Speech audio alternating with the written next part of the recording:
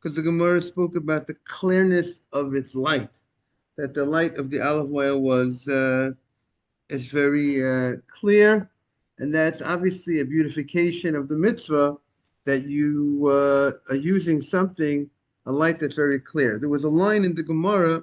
Then the Gemara went on to talk about morning Simon. The Gemara went on to talk about other areas where olive oil is very beneficial. Spoke about the use of olive oil in the preparation of ink, and there we're talking about ink used for Sefer Torah to write a Sefer Torah. The black, we spoke about how they would get the black color, and how the process of the olive oil was beneficial for that as well. And then the Gemara, there was a line of the Gemara on 23a, 23a2. Good morning, Nathan. Good to see you. We were talking about the olive oil yesterday, and then there was a Gemara that on 23a2 in the first column. There was a line over there, Amar Rav Huna, when he talks also another thing about olive oil. It wasn't about olive oil.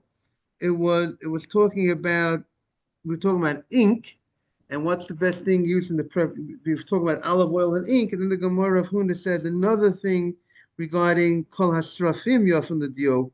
All gums are good for ink. Look who's here. We welcome Jake with his son. Wow, it's good to see you, Jake. Shechiana v'kimana v'gina lazman hazeh.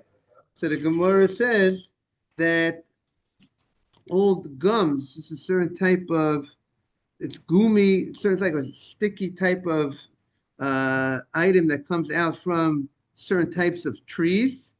And all those srafim are also these gums that are also yafim the dio. So it's also good for ink, making this ink that you want to use for Sefer Torah and mezuzah. But there's something called a suraf ketaf.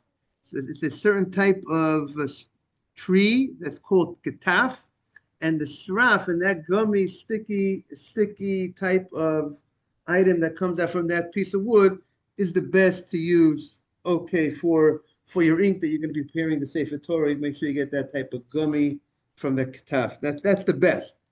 Okay, then we got into the Gemara. Amar Rav Chia bar Ashi.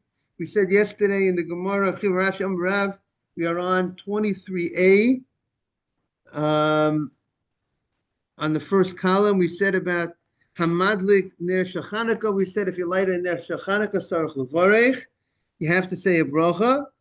And the obvious question you could ask on that Gemara, of course, we know what's the chidush? Is the chidush then on a rabbinic mitzvah? What is the rabbi teaching us that if you light the ner of Hanukkah, you have to say a bracha?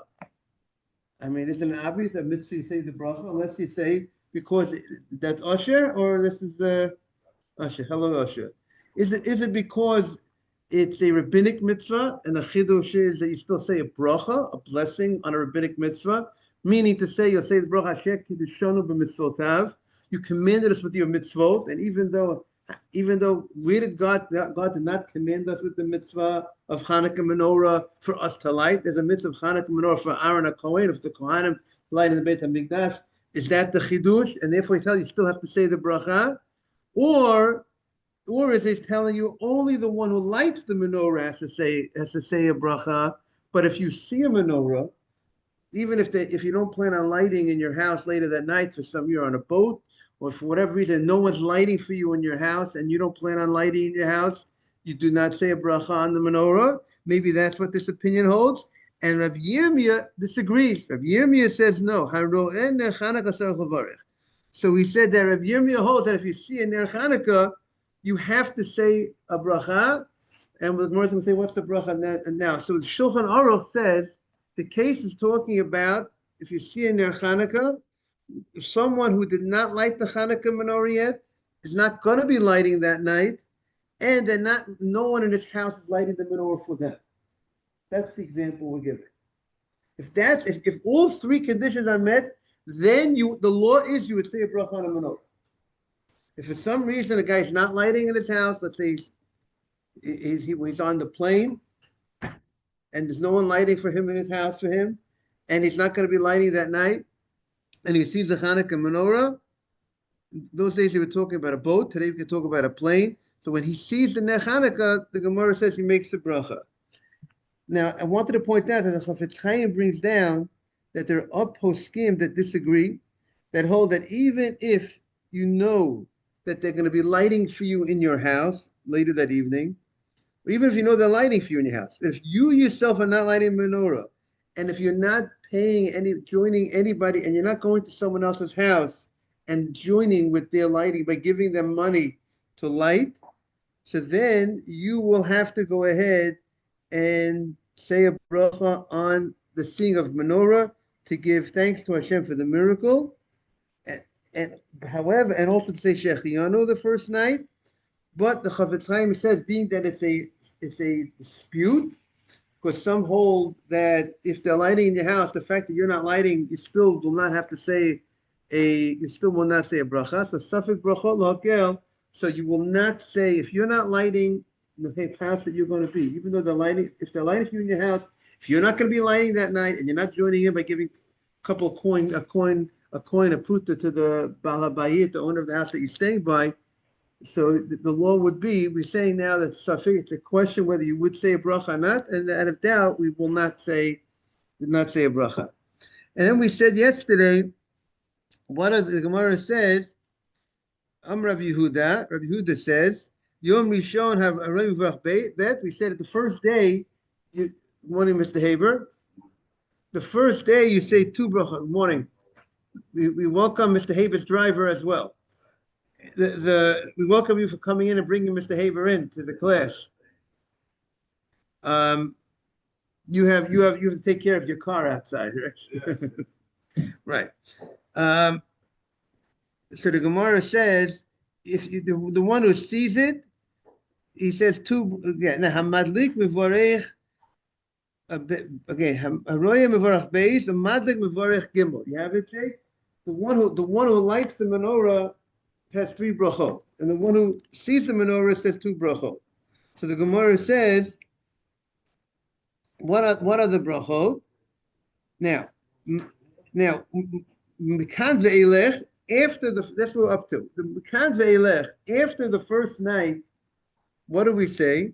After the first night, Mekan ve'elech, madlik mevorach shtayim.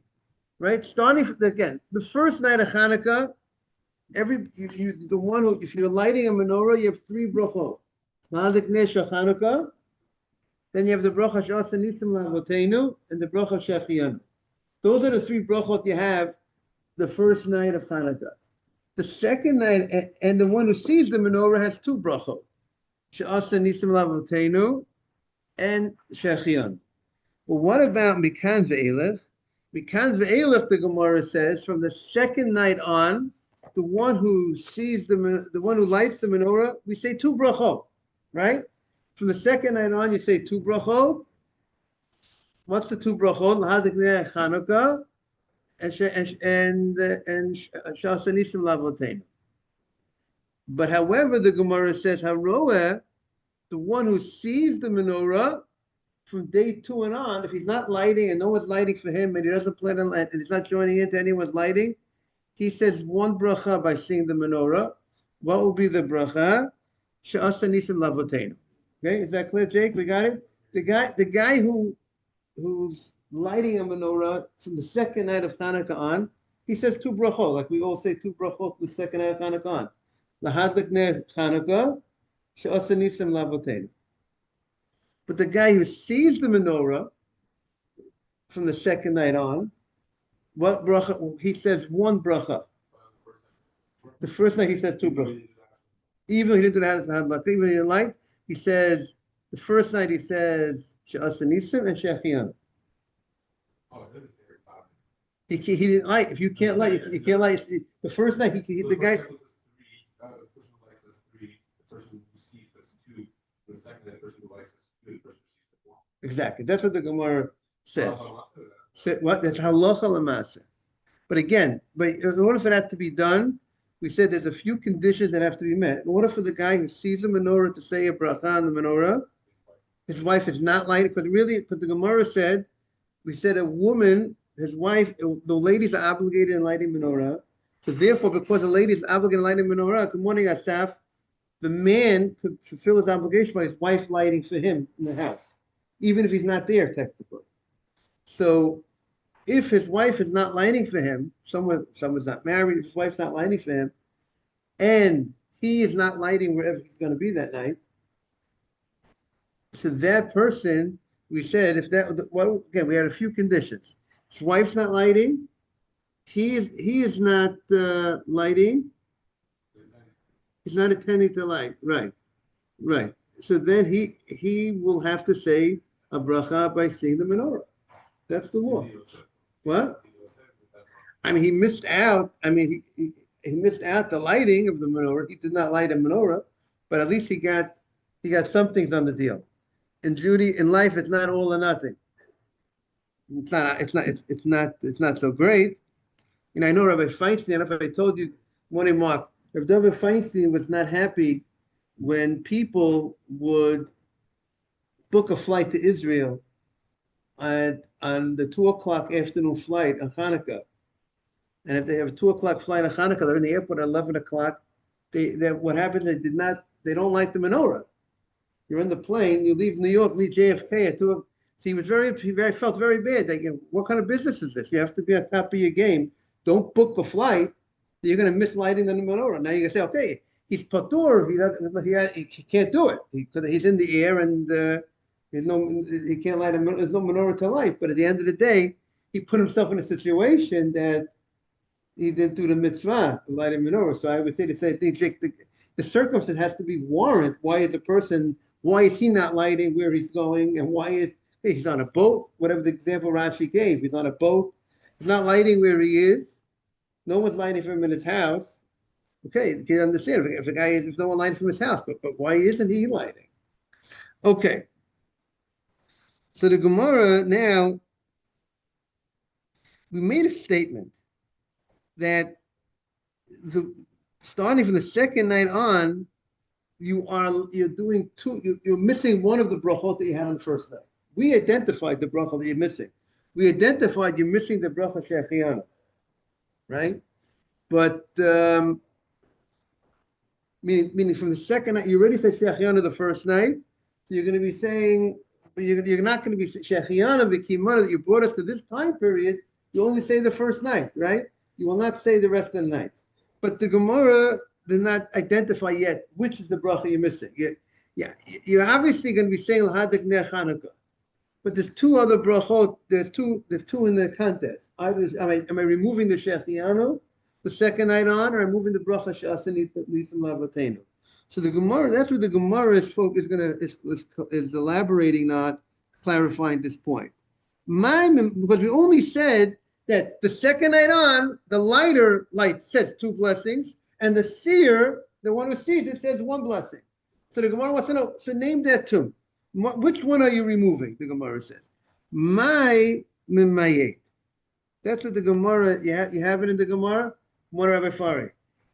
My mimayet. What bracha are we removing? Everyone has the place? My mimayet, we're on 23A2, the right column. My. What is the bracha that you are removing? So the Gemara says, Mimayet Zman. We're getting serious. Mark's going for the Gemara. Mimayet Zman. We remove the bracha. Again, I'll repeat that. Again. My Mimayet, the Mimayet Zman. We're removing the bracha of Zman. Right? But it was not Zman as a Shehechianu. Right? Everyone knows the Yat Nahaz. Yankis Havdalah. The Zayin stands for what? Zman. So what the bracha of Shechianu v'kimana v'kimana lazman hazeh. So the bracha is referred to as Zman. Right, Asher? Referred to as Zman. Asher shook his head. So the Gemara says, v'nimot nes. The same way we say that the bracha of Shechianu is only for 1 night. You say Shechianu. So why don't we remove the bracha? She'asanit nisam lavotenu bayom maheh, that God made miracles in this time period. Why isn't that not enough? Say it the first night. You mentioned that Hashem made miracles for us during this time period. Oh, so the Gemara is going to say Mark's answer. Because every night there was a specific miracle. Meaning, Shechianu V'Gana Lazman is referring, I came to this time period of the year.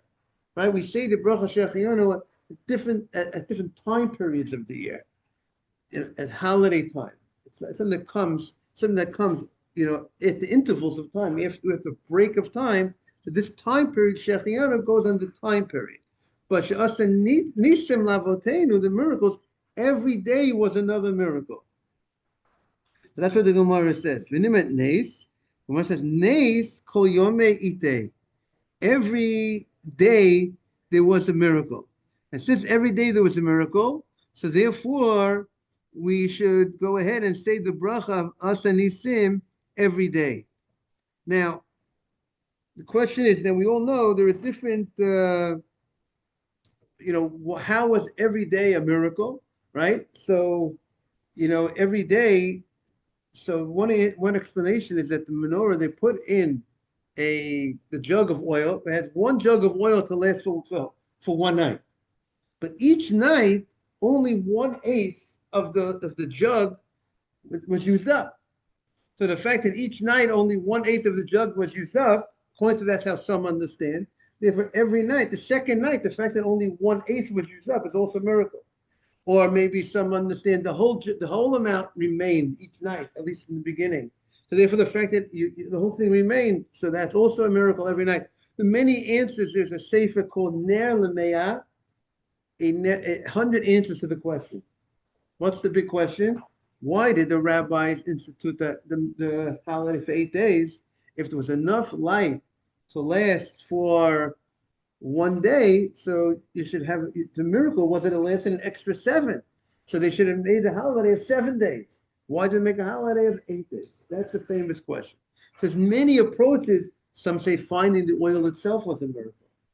Some say that one day commemorates the military miracle. Rabim Mamat, many in the hands of few, mighty in the hands of the light. There's many instances, or only 8 burnt each night. So every night there was a separate miracle. Therefore, every night was a separate miracle. So therefore, it's appropriate that we should say every night the bracha she'asa nisim lavotenu b'yom ha'ein. Miracle happens. So therefore, when we light the menorah and we say that bracha, we should remember that fact that another miracle happened tonight. We're saying this bracha, the right to say that bracha because that extra miracle that happened. Okay, contrast to the bracha she'achiyonu, like we said, it's for that time period. So the Gemara says, "Ma mevorech." Okay, we said the one who lights the Hanukkah menorah, you say a bracha. Now we said you have 3 brachot. So what is the bracha on the lighting of the menorah? So the Gemara says the bracha is Baruch atah Hashem Elokeinu b'cholam asher kiddushin mitzvotav v'tzivanu lahadlik ner. By the way, you see the text over here, lahadlik ner shel Chanukah. We know what do the Sfardim say? Lahadlik ner Chanukah. They don't have that text. There's other text, not that lahadlik ner of Chanukah, rather lahadlik ner Chanukah. And but however, by Shabbat, what does everybody say in Shabbat? Lahadlik ner shel Shabbat. So when it comes to Shabbat, they say what? Ner shel Shabbat. When it comes to Hanukkah, they say Lahadlik ner Hanukkah. Right, Mr. Aber? Ashkenazim is shel Hanukkah. Yeah, but Sfardim, I think the common way of the Sfardim, we could take a look at some. You could take a look at some of the Siddur. It's Lahadlik ner, no shell. Right? That's not the at least in the Syrian community. I can't tell you in other communities. But he knows the community. Mashadi, right? You're Mashadi, right? Okay, we can maybe tomorrow we'll take out some Siddurim. Okay. 1974. He's been over 50 years with the Syrians. I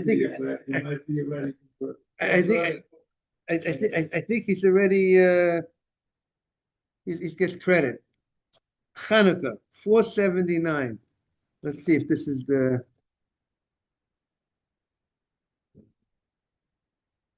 Yeah, this is Morgan Avraham. that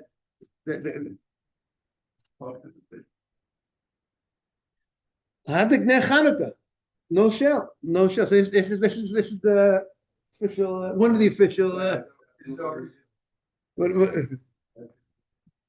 okay. So I see there's different approaches that I saw in the Shari Tshuva, the Shulchan Aruch, I think, or the Piskei Tshuva, that he says like this. One approach is when it comes to Shabbat, it's the Shabbat candles can be used. Are not just it's Shabbat candles. You're lighting the Shabbat candles, but they also have personal use. They're able to use it for.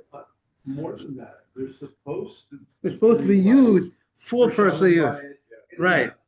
So therefore, he says. He says, let's take a look at the Shabbat candles. The purpose of Shabbat candles, Nathan says, there should be light in the house. Rashi says that people shouldn't be distressed and live in the dark. It's for oneg, it's for pleasure. You shouldn't be in the dark. And there's another Rashi that says that people shouldn't fall in the house. So the only problem reading is an issue if you read by a lantern, the oil would be an issue because maybe you might be afraid that you might move it. But if it's candles, you could use it for reading. But candles, I think we're lenient to use it. But if it's oil, that's an issue. But Hanukkah, you can't. Hanukkah, you can't. No.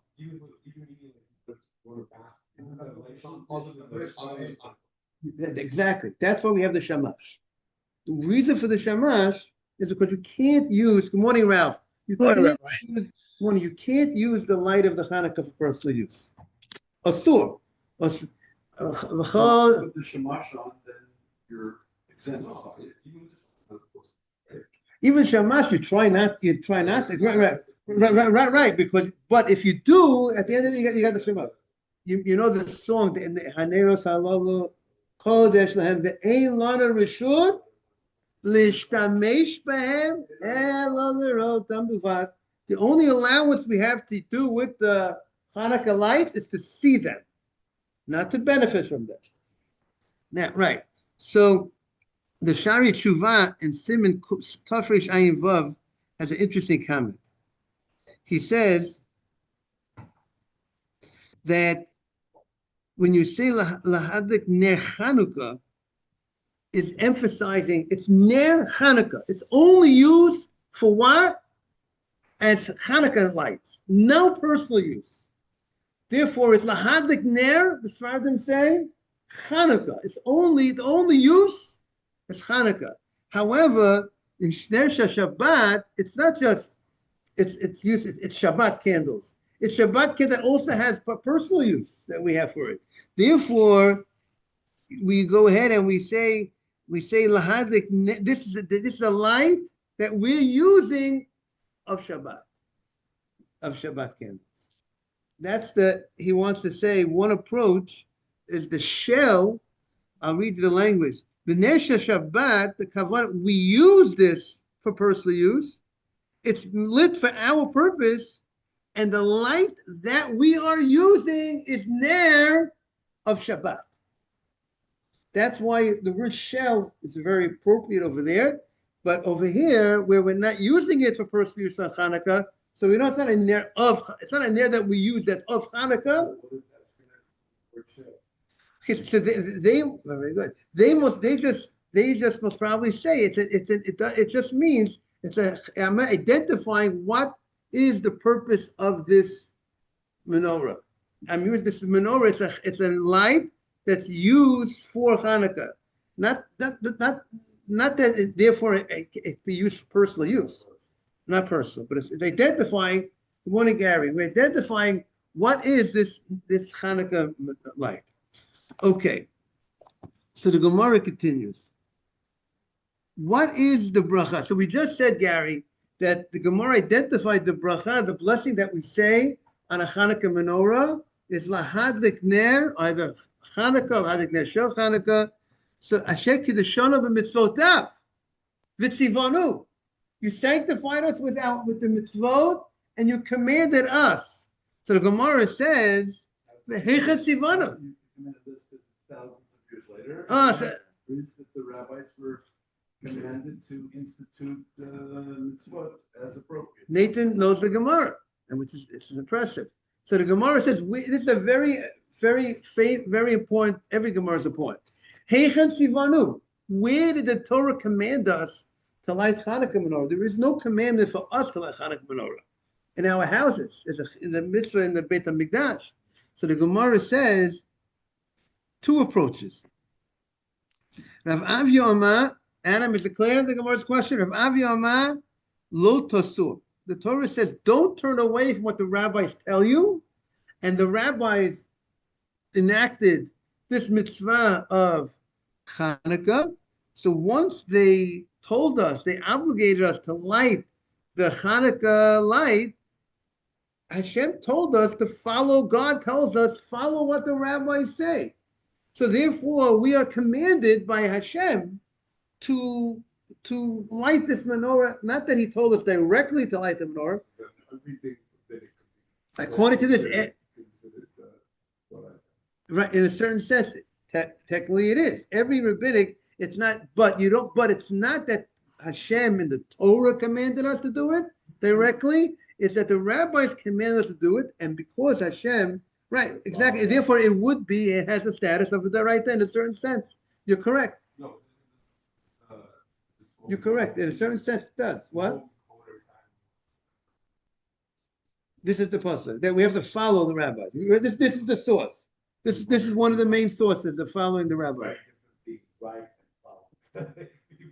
They can be wrong, right? Exactly. Even if they're wrong, if you follow them, you're a good company. Right. No, but you said that they're right. Wrong word. You're supposed to follow the And you know what? Hashem will give them siyat l'shmaya, and you're a good company. And if you go follow them, you'll be all right. Now, Reb Nechemia Amar, you had the feeling also. I was supposed to have David Feinstein. You follow, like I had the mentality. If you follow him, you'll be right. You'll be fine. Not that you would see his, that is what he would say. And, you get to see eventually how he's not taking you wherever he's saying is they take you to the right path. Rav Nechemia said a different pasuk in Devarim. Shal avicha v'yagetcha. Ask your father, and he will tell you. Zikeinecha, your elders, v'yomru lach. So this pasuk is also telling you have to, follow the elders, what the rabbis tell you. Now, motiv Rav Amram. So Rav Amram asked the following. Could be conflict. Say it again. Those seemingly could be conflict. Which explain what you mean by that. The birds, we follow what our fathers did or grandfathers, what birds you can eat. I mean the tradition. There's a tradition, but they got that tradition from the rabbis. Well, generation. Right, but where did your father get it? They got it from the rabbi. I mean, all the tradition of which birds. Say follow your elders. It's right. The pasuk says both. Ask your father, and he will tell you, and your elders, and he will say to you. Right. So both.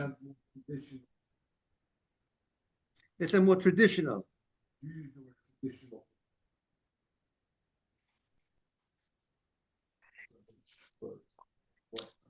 What's the tradition?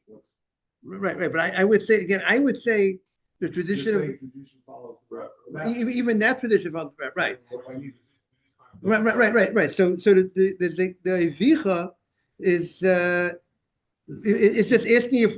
Say it again. The synthesis is that you have the Anshe Knesset Havdalah, and all we have since then is the tradition told to us by our fathers. But the only way to get back to the authentic rabbinic decree is to go through your parents and your grandparents until you get to the OG. To the original. Yes. Wait, so these complement each other or these contradict? Oh, so again, you're in the same pasuk. You mean? Because there's two things going on. Mark is emphasizing that we have two things in the pasuk. Good morning, Joe. Look what's here. Great to see you. We have in this pasuk.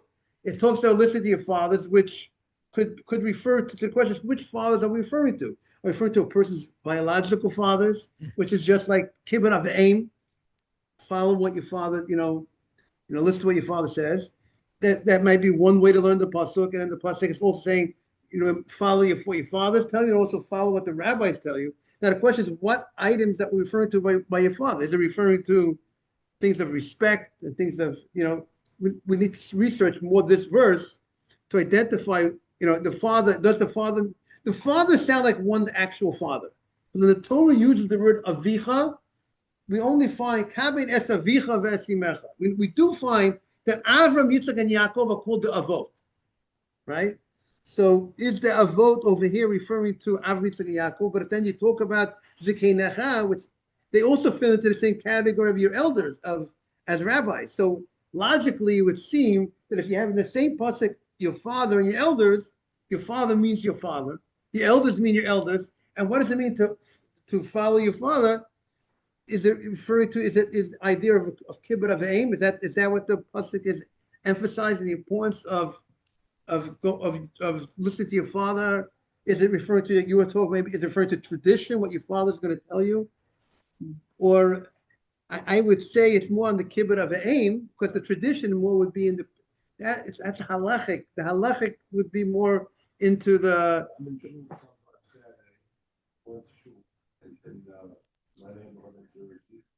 After a couple of Shabbat, they sat down for the next few paragraphs, etc. Stand up. I asked the guy next to him, so why are you sitting? I'm supposed to sit. So my father always said. Right. So, but whatever your father was doing when it comes to halacha, it's all based on the rabbis. It's not your father's own thing. Yes, Jay. You want to say something about now there are in the commentary here, it says that why the second, there's a discussion why the second rabbi is not satisfied with the first rabbi. Is that what you were touching on? Are they arguing? Right. It seems like with just the Gemara, just to bring everybody up to date, the Gemara is bringing two sources for the law. Where are we commanded by the Torah to light, to listen, to say, how do we have a right to say the pasuk Asher Kiddushanu Mitzvotav when you're lighting the menorah? That's not the Torah didn't obligate us to light a menorah. So the Gemara brings two sources, which seems like, and in fact the rabbi says Nehemiah Amar. He says the word Amar after his name usually they said he's arguing.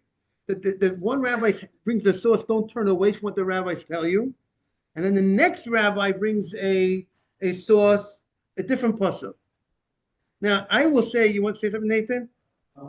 With respect to Purim, is there a Asher Kiddushanu also? Yes, very good. I wanted to say that also.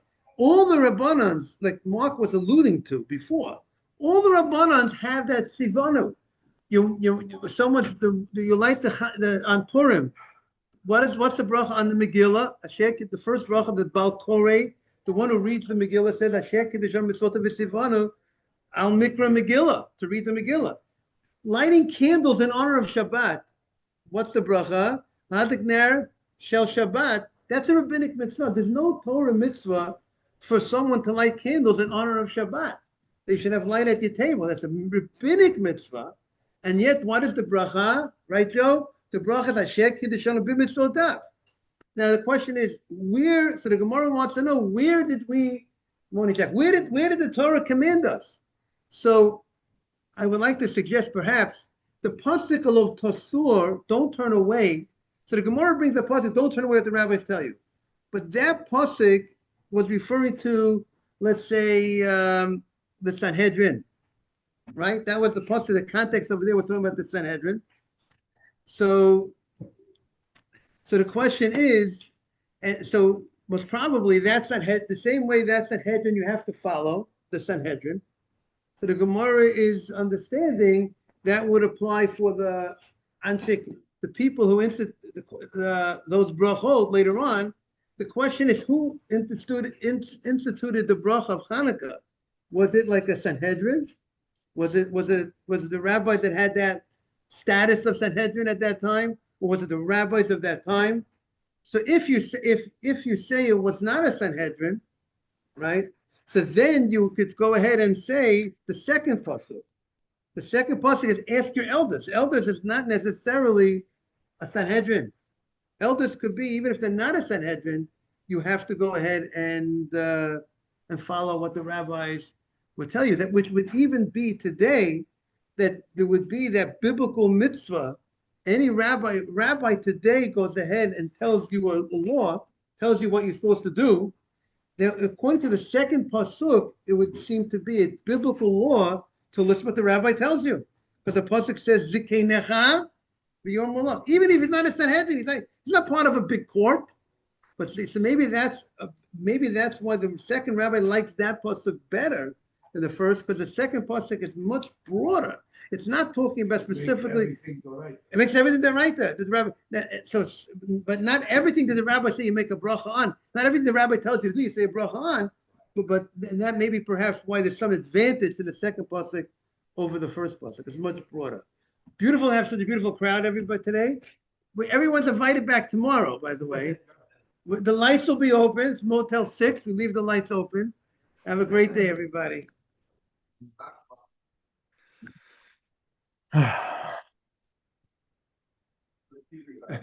This is the old days. I did tshuva, by the way. I repented. I don't have television in my house. Those days are gone. Those days are gone. You know how many years ago?